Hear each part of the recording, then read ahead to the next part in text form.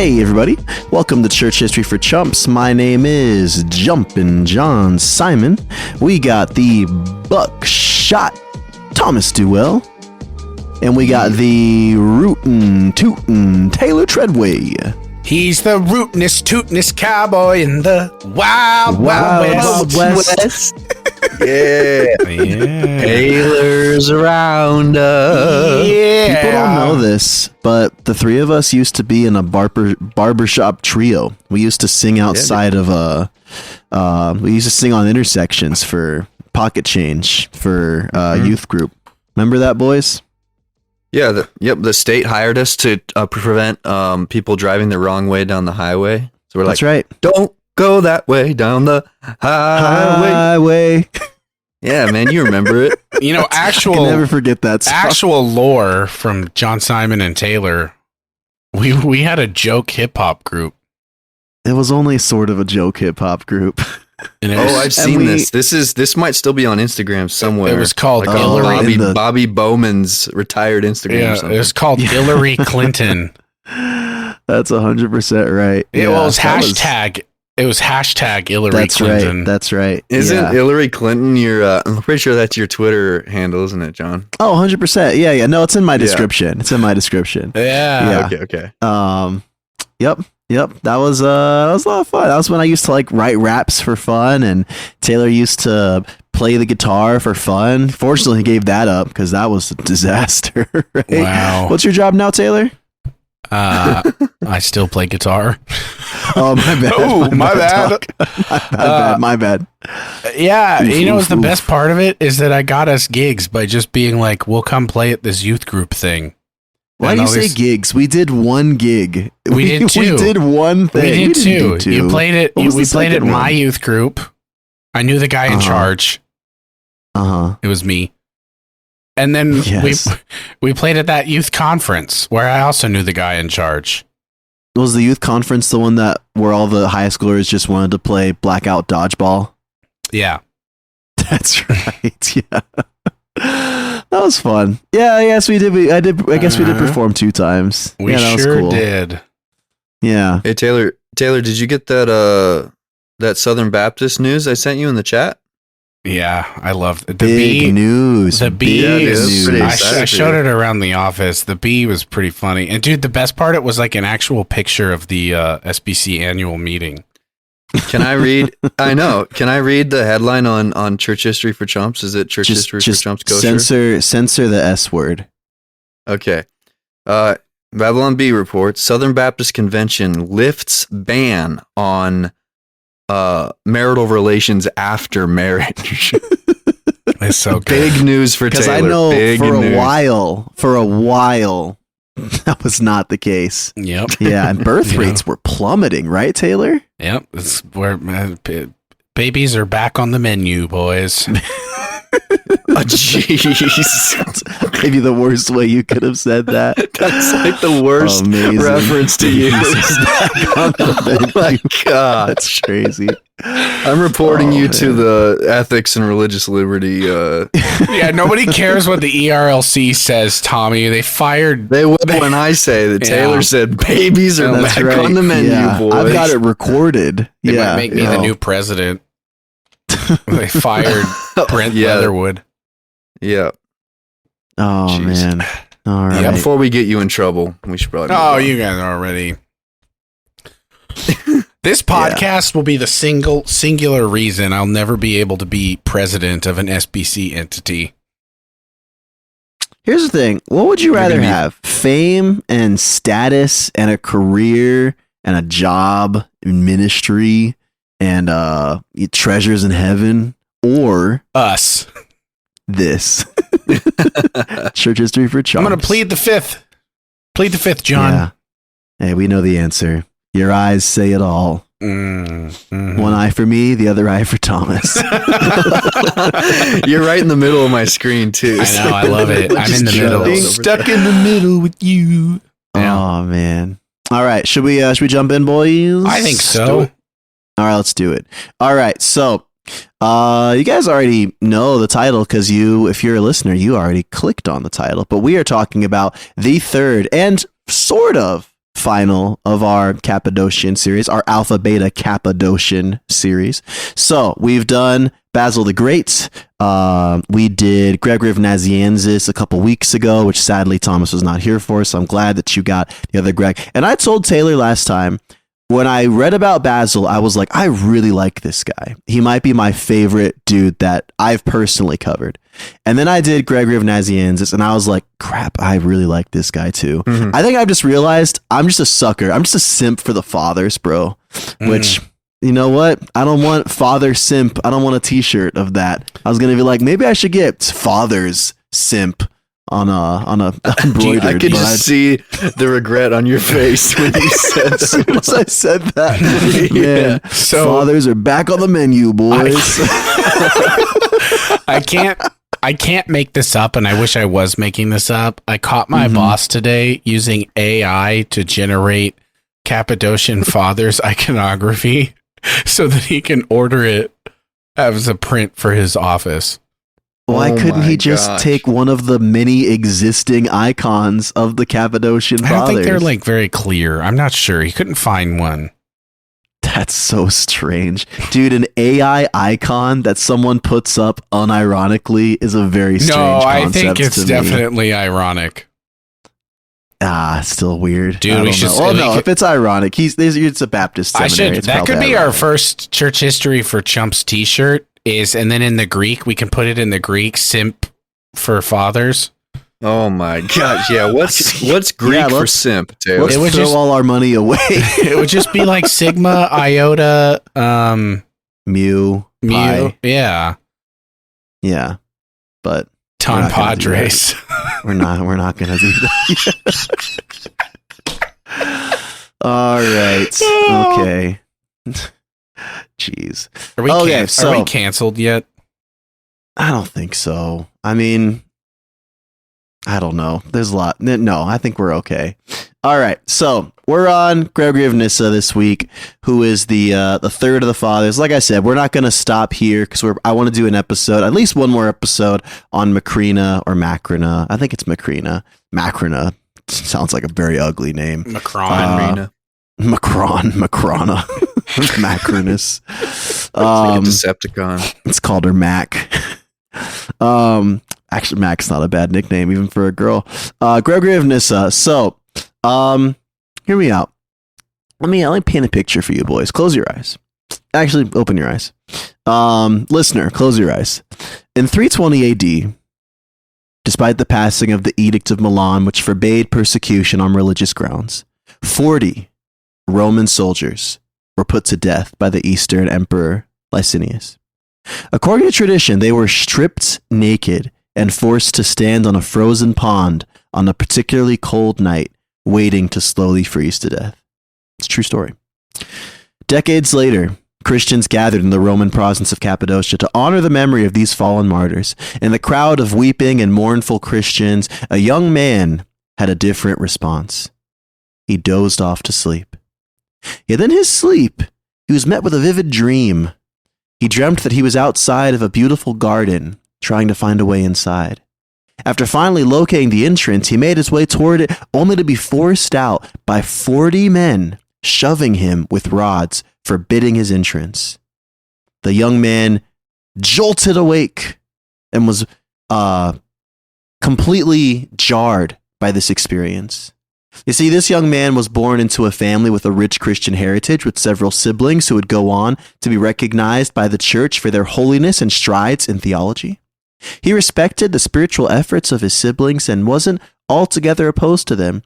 He just didn't quite feel called into the spiritual life. But the Lord would soon reveal that his plans were quite different for the other Gregory. There we go. True story. All right. Gregory of Nyssa. Mm-hmm. True story. Gregory of Nyssa. That's Dude, right. I heard that. I recently heard that story of those martyrs on the frozen lake. It's horrific.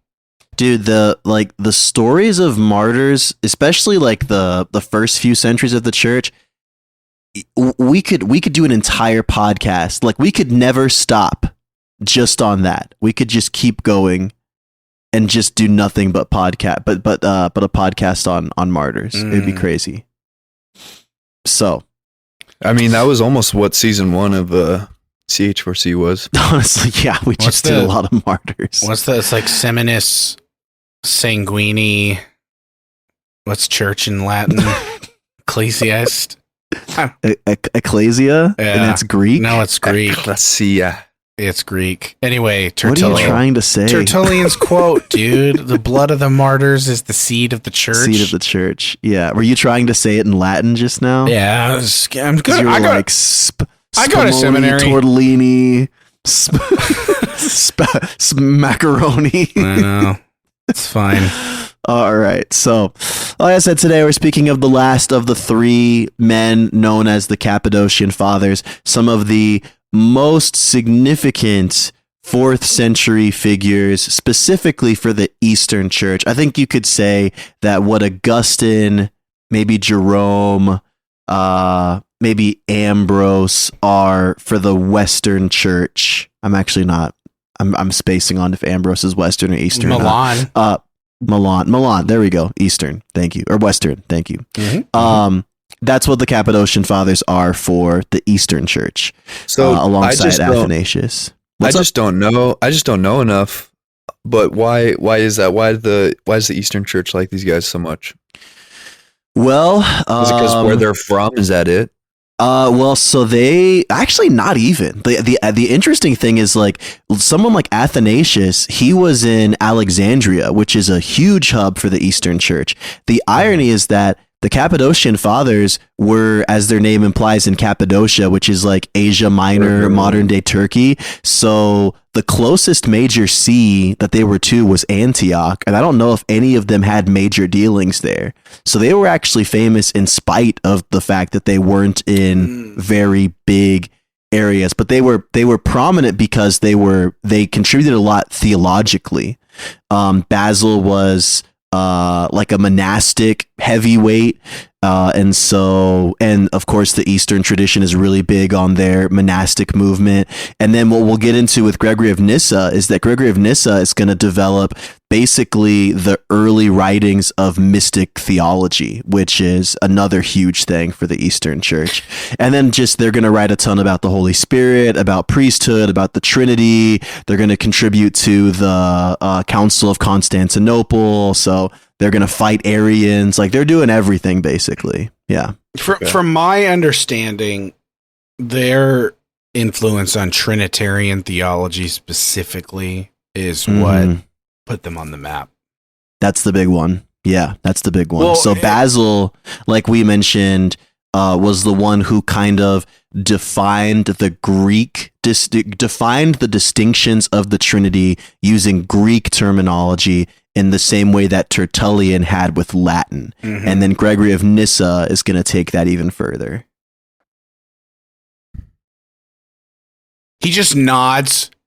He just nods for the answer for your question. He gets a super long answer. Just nods. Also, I interrupted you, Taylor. I thought that you were going to jump back in, but you didn't say anything. That's kind of what I thought. Oh, it's on me. Well, I was going to say last week's Greg, or 2 weeks ago, Greg had the moniker the theologian. Yeah. Which, poor Athanasius, am I nothing to you? Am I nothing to you? Are you not entertained? Yeah. So Gregory of Nyssa, the whole premise of this is so interesting, and I love that we did the order the way that we did, because just imagine. So we talked about this a little bit with Basil in the family of Basil, Macrina, and Gregory. There's 10 children, probably. Historians are not 100% sure. Could be like 9, could be 10, could be a little bit more. They had a charmy. Yeah. But 5 of them are recognized as saints by the church. This is like the power 5 kids. This is the power of homeschooling. Actually, no, because they were all sent out to like get really good educations all over the empire. This is the power of homeschooling until they get into Yale. Okay, all right. But Basil was the oldest of the brothers. Macrina was the oldest of the daughters. And so imagine like your older brother who like gave you noogies when you were 8 years old, and your big sister who was like always kind of sweet but always a little mean too, they just become these very holy, spiritual, very mature but also very intimidating people. And then your older brother's like best friend also becomes this like theological genius, and they're just hanging out all the time. Like if you're growing up in that, you're either like, oh, I want to be just like my brother. He's so great. He's so wonderful. Or you say, no, heck with that. I just want to live. I want to pave my own way. And so the sense that we get from Gregory of Nyssa is that I don't think he really wanted to, like, he didn't have the famous Augustine confessions of this debaucherous lifestyle. And, like I often say, he wasn't smoking weed out by the dumpsters. Like he went to school. He actually didn't do all of the, like, because Gregory of Nazianzus and Basil went to Athens, and they went to some of the best academies in the empire. Gregory of Nyssa kind of just went to community college, did some local stuff. And then he was like, you know what? I'm going to do rhetoric. I'm going to practice law. He's like, I want to get married, settle down, just kind of chill out. He really didn't have much interest in going into this. He wanted to take the spiritual life. Yeah. He wanted to take the fifth wheeler out on the weekends. Exactly. Maybe hit up Disney on Labor Day. He was saving up for an RV, man. He wanted to hit the road. Yeah. Yeah. And so to him, spiritual life just really wasn't that appealing. And then, he had that dream that happened. That was a story that he recalled later on, and it really jarred him. And for a while he was like, hold on. God might be calling me into something here. And then he was like, actually, no, I'm probably fine. So he went right back to being lukewarm, like, I don't know, not long after. And then something happened, which I think proves a very important lesson that all of us in Christianity should know very well, which is sometimes the best person to hit you with the come to Jesus talk is just the person who's not in your family. Sometimes you just need someone with a different last name to speak that good wisdom. It's the camp pastor. Sometimes. Yeah. And so for Gregory of Nyssa, it was the other Gregory, Basil's best friend, who basically, put his arm over young Gregory's shoulder and was like, listen, homie, like, you're not happy. I know you're married. I know you're an accountant or whatever. He's like, no, I'm a lawyer. Yeah, whatever. But like, I just know this isn't all for you. And so Gregory was convinced, and he went with the other Gregory to Basil's monastery that he had just started, that they operated on this private lot of land that the family owned. And the three of them just kind of hung out. The older two taught young Gregory about the Bible and theology. And this is also when the three of them really, really got into Origen, which is fascinating because we've kind of talked about this before. Origen was kind of like this unpasteurized milk of, he's like straight from the udder, but also probably not good to drink. And then these three just came along and like picked out all the gross stuff and made it, sent it to Walmart to be bought wholesale. Am I hearing you correctly that he left his family to go live in a hut in the desert with the homies? He did not. Okay, no. His wife was still alive. I don't believe he abandoned her. I don't think he had any children. I don't remember reading anything about that. So he brought his wife with him. Look, maybe it was like a 3-month staycation. It wasn't vacant. It was like a lot in the middle of town. I don't think it was like he wasn't living somewhere super remote. I don't think, but he basically told his wife, "Baby, I got to go to seminary. God's got a call on my life." And she's like, "Wow, I support this." And then she finds out that he's just like smoking cigarettes with his brother, reading Origen with his homies all day. At least it wasn't a golf trip. Yeah, basically. Yeah, that's true. I'm looking. It looks like his wife is someone of note in church history too. Yeah, I got very little about his wife, honestly. Sometimes I didn't even see her named. So I think she's one of the, like, there was one account, which is, I'm kind of getting ahead of myself here, but there was an account where a historian names someone who Gregory had lost, and it's a female name, and they're not sure if it was one of the family's distant relatives or if it was his wife. So I think there's not a lot of clarity about her background that's like set in stone. This is a great line I'm reading. Gregory of Nyssa, unlike the other Cappadocian Fathers, was married, according to his own testimony in his work On Virginity, that he could not benefit from the subject of his own work. Dude, we'll get to that. He wrote On Virginity after his wife died, which I think it actually said, this is super sad, that one of the notes he makes in On Virginity is, virginity is a great thing to practice if you don't find yourself desperate for a spouse, because then you don't have to go through the pain of losing a spouse, which is like, that's super sad. So yeah. As we learned last week with Gregory of Nazianzus, Big Brother Basil was very much a natural networker and kind of a pain when it came to recognizing the giftings of people around him and then wanting to catapult them into positions that they were probably not prepared for. Where does he send Lil Bro? Oh, he's gonna send him somewhere, man. He sends him to soon to be his namesake, a tiny little village called Nyssa, which was at the time still in Cappadocia, so still kind of this Asia Minor area, but an absolute stronghold of Arians. And like Basil's he's playing chess, bro. Basil has NAM church around. planter. He has NAM church plant coordinator written all over him.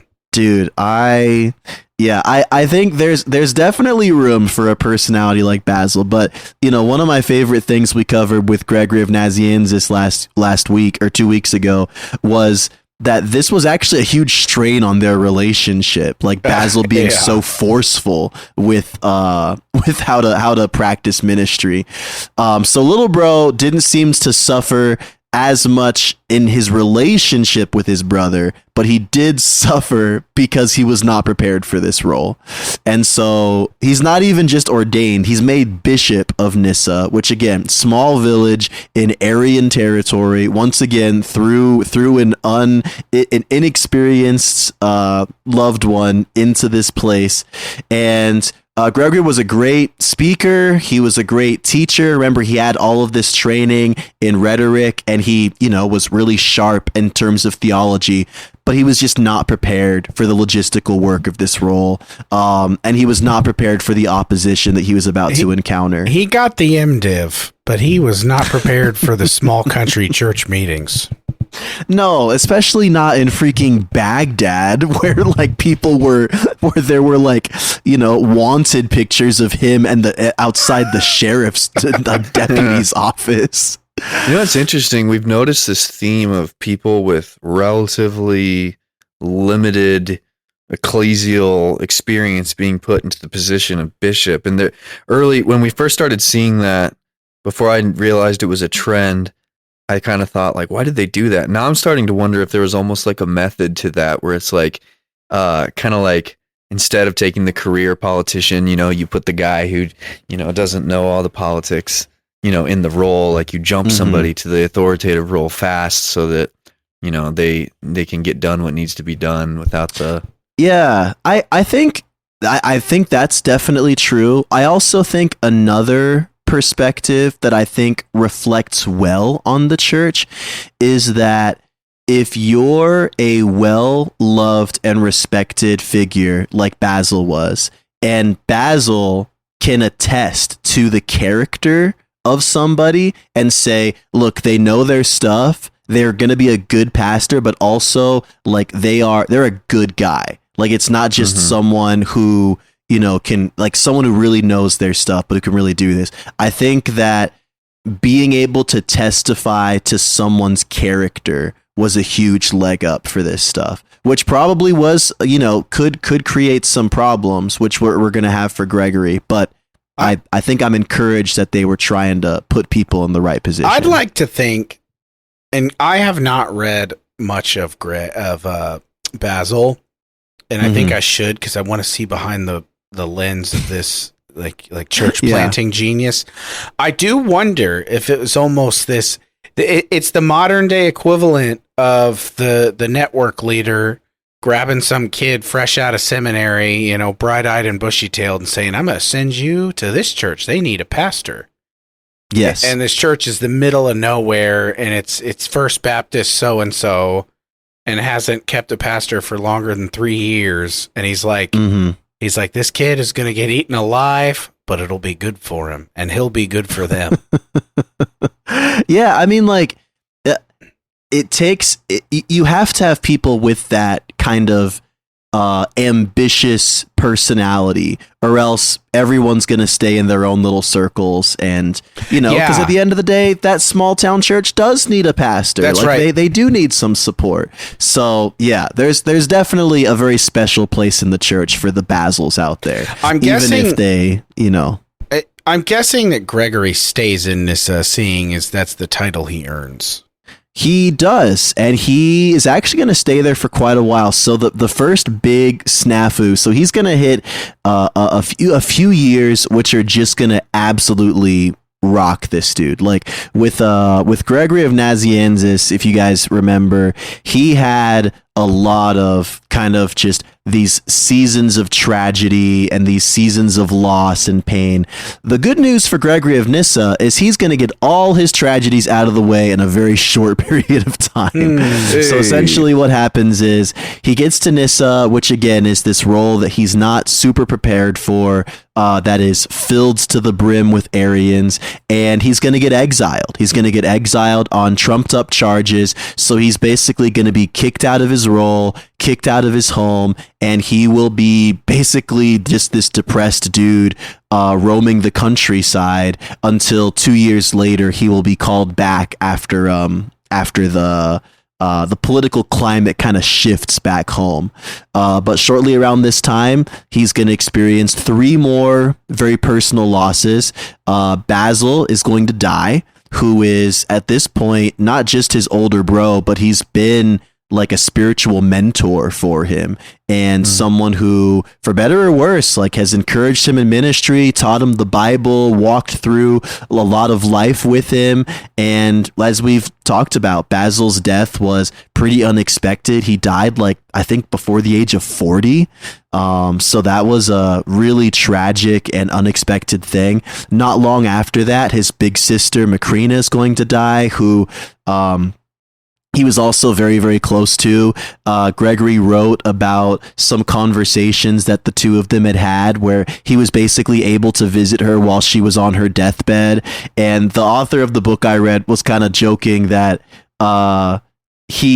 she's dying on her deathbed, and instead of consoling her, he's just kind of using the opportunity to be like, "Oh man, life's real rough right now, sis. I don't know, I just kind of need," and then she just, she does the same thing she always does. She's the big sister, encouraging him to see the goodness of God and all the things, and reminding him of God's faithfulness. And then not long after that, she dies too.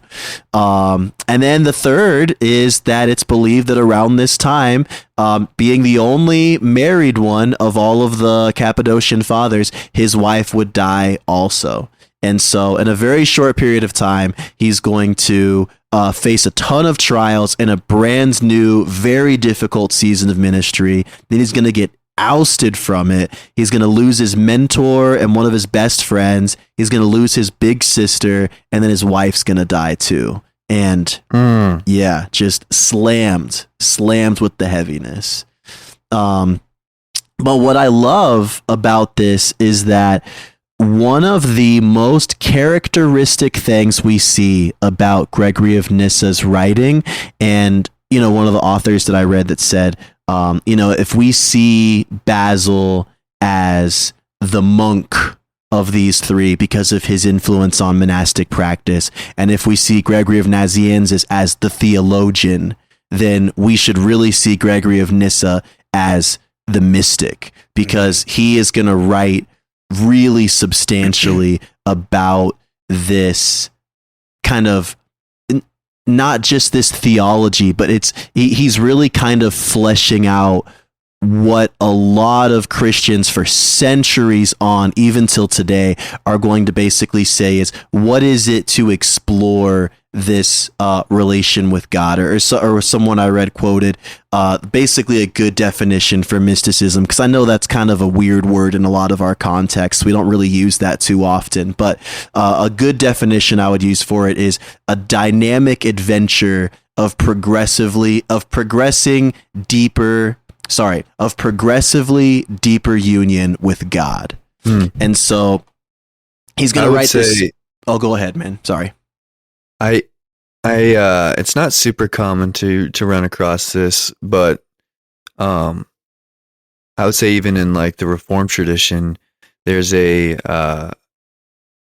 language of like mystical union is used to describe like, what's going on in the sacraments, in particular in the Lord's Supper, and it also doesn't surprise me. I've noticed this with people that I've known who have experienced a lot of loss, and then also through church history. This seems to be the trajectory of Christians who experience an enormous amount of loss. Yeah, as they really start focusing on union with Christ, which is like, I feel like that's like Christianity's answer to like Buddhism, like the kind of, instead of withdrawing from the pain where you're like, oh, that doesn't hurt me. It's like, actually that hurt me a lot. Yeah. I'm going to draw nearer to Christ because of it. Right. Like one of the most probably one of the most familiar texts that was influenced by Gregory of Nyssa is The Dark Night of the Soul by St. John of the Cross, which is literally unpacking this concept of in the depths of darkness, my soul was kind of ignited with this passion that led me towards the divine creator. And so, yeah, I think you're absolutely spot on. I really believe that his suffering was kind of what brought him here. And so he's going to write this text, one of his most significant texts, called The Life of Moses, where he's essentially going to unpack, he's kind of answering this question of what is the quintessential human life. And so he unpacks that question by saying, by basically going through the book of Exodus and saying, we can look at Moses as living the quintessential human life, not just because of his obedience in following God, but because Moses had this unquenchable desire to see God and experience God, and his moments of intimacy with God on the mountaintop, his experience of him in the cloud, his one-on-one conversations with him, asking to see God and God kind of passing through, like just all of these very experiential moments of his pursuit of God that he kind of uses to unpack. And so he's going to, this is also going to really help formulate this Eastern concept of theosis. If you ever speak into an Eastern Orthodox person, you'll notice that they tends to replace what we as Westerners would call sanctification with this idea of theosis. And you could mince words and say that they're functionally the same thing. I think I'd get people mad at me on both sides if I said that, but essentially theosis places the emphasis on being made like God, like sharing in the divine nature. Absolutely. Yeah. And Tana, what you said earlier, I want to say is true. Most of the time when that mystical language is used, especially in the Western world, I think it's more widely used in the Eastern world. It's sacramental. So I just wanted to affirm that. Taylor, sorry. I was just going to say, God became man so that man might become God. Yeah, I wrote that down. That's Gregory of Nyssa. What? That's Gregory of Nyssa. Oh, really? Gregory of Nyssa wrote the original quote that I believe was repurposed. Stole it? Yeah, I mean, Hey, you fact check me on that. I've seen both versions, but yeah. Let's see. He's going to identify 3 significant terms. And so this is one of the coolest things I saw about Gregory of Nyssa. He has this idea, and all of these are Greek phrases, but the first one is epiktasis, which means endless ascent, which means that the trajectory of every human soul, specifically, I think he would specify Christians, is that there is an unending pursuit and an insatiable growth into the infinite depth of God's union and presence. So basically, trending upward is the definition of a Christian, like just always longing for, like seeking out more. Like we can try to contain it and suppress it, but the natural place of a Christian soul is to constantly desire more and more of of union with God. It's like Lewis's further up, further in. Yeah, exactly. And so he has these 3 ideas that he fleshes out: catharsis, gnosis, and theoria. Catharsis he identifies as purification. So he says that the starting point for every new believer is purification. We have to, mortify sin, purify the heart of evil desires, but it's also purifying the mind of all types of worldly attachments. This is where people kind of say, oh, there's some Neoplatonist influence here.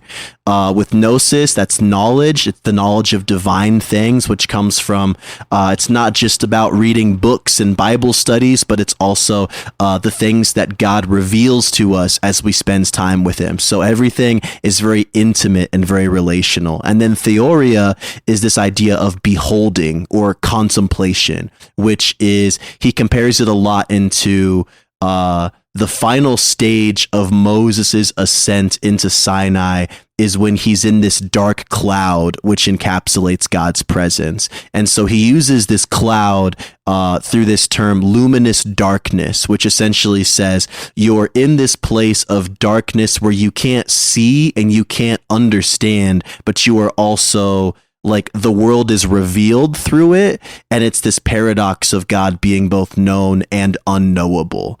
And it's really, it's basically kind of, he's the first person to kind of represent God as someone who we should be fully just enraptured with, but who we also must understand we are woefully limited to truly know and understand. And, These might seem like basic ideas, but they're going to influence tons and tons of Christians, including, like I said, St. John of the Cross, Teresa of Avila, Maximus the Confessor. Just lots and lots of Christians are going to take these ideas and run with them. So really cool stuff there. Sure. Let's see.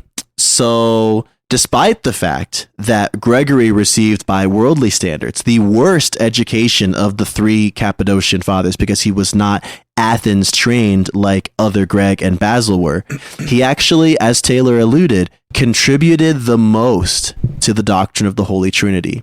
He's going to explain that the unity of the Trinity implies that their nature be unified by a single, indivisible, divine nature, which means that, in his words, it is not correct to solely see the Father as the creator or to solely see the Son as the Savior, because it severs the will and operation of the Godhead. So he coins this term called perichoresis, which essentially is having a fully united will and action to kind of allow the Trinity to act in complete harmony and solidarity within itself, which is a very important way of kind of tying down the loose ends of the Trinity, which is really, really big. I am not versed in, the historical theological movements of the Trinity, but I wonder, a lot of us have probably heard the operations described as the God's economy, right? And it's like the operations ad intra, ad extra, within himself and without him, outside of himself. And I wonder if, and that's a very modern, like, understanding. You take any theology class at school, you're going to get that. I wonder if we don't even get there, Or we get there way later if Gregory of Nyssa doesn't help write what they're doing now, what you're explaining right now. Because that sounds really foundational to even get to that next movement, right? Yeah. I mean, I can't disagree. I think that when you look at church history, like, you know, a lot of the, you know, because like 100 years ago, they were still arguing about whether Jesus was God or whether he was man. Like, it does seem like church history is kind of moving along inch by inch and like tiny theological stance at a time. So yeah, I think if he doesn't come through with this and then attest to it at the Council of Constantinople, which he'll do in a few years, yeah, that would set the church back and how it understood stuff. I heard my church history professor actually pointed out last week that because he talked about the explosion of Christianity post Edict of Milan and Constantine, and he talked about that, yes, nominal Christians get introduced into the world, but when the church isn't being persecuted, they have time to do theology. He said that's why he thinks 4th century is when you just see this explosion. Yeah, that's a really good point. Yeah, you can focus a lot on these ideas when you're not in literal survival mode. You know, Dr. Chun. Yeah, Dr. Chun. Credit. Shout out, Dr. Chun. Yeah. Let's see. There's this great quote that I read from Gregory that I really loved. He was an author. He was an early defender of, or I guess I wouldn't say early defender, but he was a defender of inherent human dignity. And he actually spoke out against slavery, which, you know, is a cool thing to happen this early on in church history. But, he says in reference to owning slaves, he says, "For what price do you own slaves? What did you find in existence worth as much as this human nature? What price did you put on rationality? How much currency did you reckon the equivalent of the likeness of God? How many dollars, not, you know, reframing that, did you get for selling that being shaped by God? God said, 'Let us make man in our own image and likeness.' If he is in the likeness of God and rules the whole earth and has been granted authority over everything on earth from God, who is his buyer? Tell me. Who is his seller? To God alone belongs this power, or rather, not even to God himself. For his gracious gifts, it says, are irrevocable. God would not therefore reduce the human race to slavery, since he himself, when we had been enslaved to sin, spontaneously recalled us to freedom. But if God does not enslave what is free, who is he that sets his own power above God's?" Wow, that was Crushed good. it. I'm so glad he wrote that and everybody listened. That's right. Yeah. That's such a good line, though. It's like, how much did you pay for that human being? Yeah. How much did you pay for that person, given dominion of the world by God himself? Like, that's crazy. Dude, this makes me want to read more Gregory of Nyssa. Dude, he is very fun to read. And honestly, like, there's some good translations out there. What else? Is there a single volume, like, of writings of the Cappadocian Fathers that you would recommend, John? Ooh, honestly, me and Taylor have been talking about getting sponsored, but I've just been pulling a lot off of New Advent or really wherever I can pull reliable PDFs and stuff. But cool. To Tommy and to anybody listening that wants to read patristic-ish stuff, you can read the Ante-Nicene Fathers, which is like the collection. You just Google that, and there's a couple websites that host them in PDF. So you can search, Control F, search what you want. And then there's the Post-Nicene Fathers. These are massive, massive volumes. I guarantee you what you will find, Tommy, will be there. Yeah. Emphasis on that's not ANTI, that's ANTE. Yeah, they're not opposed to the Nicene. Our listeners understand Latin. Maybe. I don't know. It's hard when you speak English. I understand. Mm-hmm. Yeah, I mean, and I think another point to what you said, Taylor, is when persecution isn't happening, you get to save a lot more stuff. Like that, we have so many more, right? Because how many dudes from the 2nd and 3rd century, we were like, yeah, they were really impactful. We have 2 things that they wrote down, right? And Eusebius preserved preserved both of them. Yeah, exactly. Yeah. But when you look at even the Cappadocian Fathers, like they've got homilies, they've got orations, they've got commentaries, like they've got like freaking Gregory of Nyssa. You can find books of poetry that he wrote. Like these dudes, not only were they prolific, but they were preserved, which is amazing. I was told that all of Augustine's stuff hasn't even been fully translated yet. Yeah, which is how much we have. It's like thousands of pieces for Augustine. Yeah. It's crazy. Yeah. So, and then Origen, all of his stuff that we have is like a pamphlet. Right. Yeah. And it's like halfway ripped, so you can't even like read a full sentence. Right. No, it's pretty wild. I think the Lord does bless this period with a lot of peace, and they go for a while. Centuries of peace, and they're able to sit around and think and read their fathers. There's a really interesting take on, so in Revelation, I forget which chapter it is, but there's the imagery of the dragon tries to destroy the woman and the child, which like is like Mary and Jesus, or like the church and the church's children. I think he like opens his mouth and a bunch of water comes out and he tries to like flood them. I think that's what happens. Look it up for yourself. And it's something like that.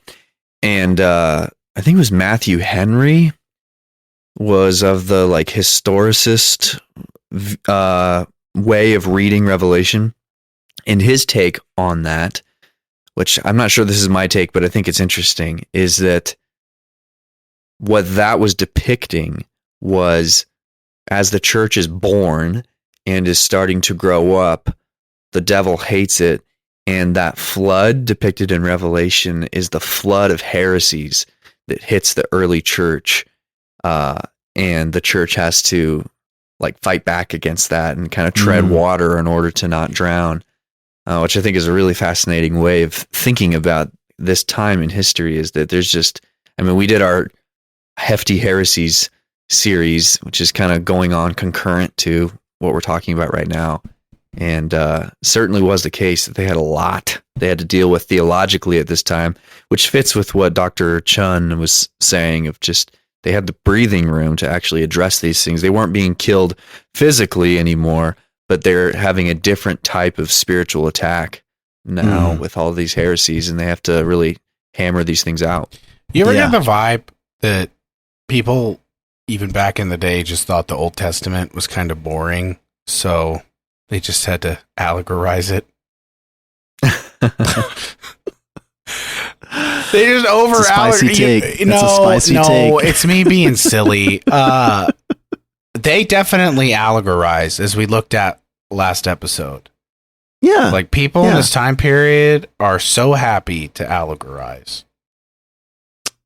I think the opposite could also be true, that we assume that it's so boring as modern readers that we assume there can't be allegories because everything must be literal, because literal means true, and true means enlightenment approved. Yeah, dude, escaping our post-enlightenment paradigm, I don't know if that's even possible for us. And I just hope future church historians look at our generation and understand, okay, they were trapped. I just hope that in the future, church historians remember that when the whole world was burning under the flame of the Enlightenment, there was a lone podcaster who once posed the question, "Where's all the whimsy gone?" And his friends crucified him. Where the whimsy at? Yeah. All right, so I'll wrap up. There's really not a whole lot left. But you were right, Taylor. So Gregory is going to, after he's reinstated, pretty much stay faithfully as the Bishop of Nyssa for the majority of the rest of his life. He will participate in the Council of Constantinople, and later on, when the winds of the empire shift from the Arian Valens to the Nicene Christian Theodosius, Gregory will become a kind of a theological advisor for the Emperor Theodosius, which I guess meant he had to like follow him around, which he was not a huge fan of. So eventually he does get back to Nyssa, and he will retire from his role, and he will return to a monastic lifestyle, which, just like his other buddy Greg, was really all he wanted, just to kind of live and contemplate and pray. Let me be as Jonah. Tommy, did you listen to the episode? Because we spit an all-time quote from a church father. I'm sorry, I have not listened to it. It's all good. It only just dropped, but yeah. The quote was basically, so this is it's Gregory of Nyssa who had to be coerced into every role of leadership that he took, and he was so grumpy and frustrated. All he wanted to do was just go back to his countryside and live by himself. And this was a quote in response to him being at first arranged to help lead the Council of Constantinople, and then having all these fake charges dredged up, and he like loses everything, and they're like, "Oh, sorry man, we can't actually have you do this." And he says, "Let me be as the prophet Jonah. I was responsible for the storm, but I would sacrifice myself for the salvation of the ship. I was not happy when I ascended the throne, and gladly would I descend it." Which is just such a good quote. Sounds like how Nyssa probably said that to Theodosius too, and he's like, "Let me go back home." He's like, "Let me go home, dude." It's like the equivalent of a president of the United States like kidnapping John Piper. Like, you're on my cabinet now.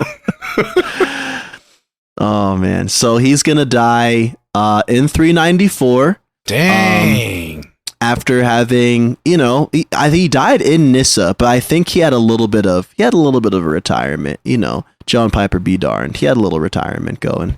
But yeah, so those are the big three, and I gotta say, like, I loved researching these guys so much. I really want to get into some of their original texts, and we will do an episode on Big Sis coming up soon. So.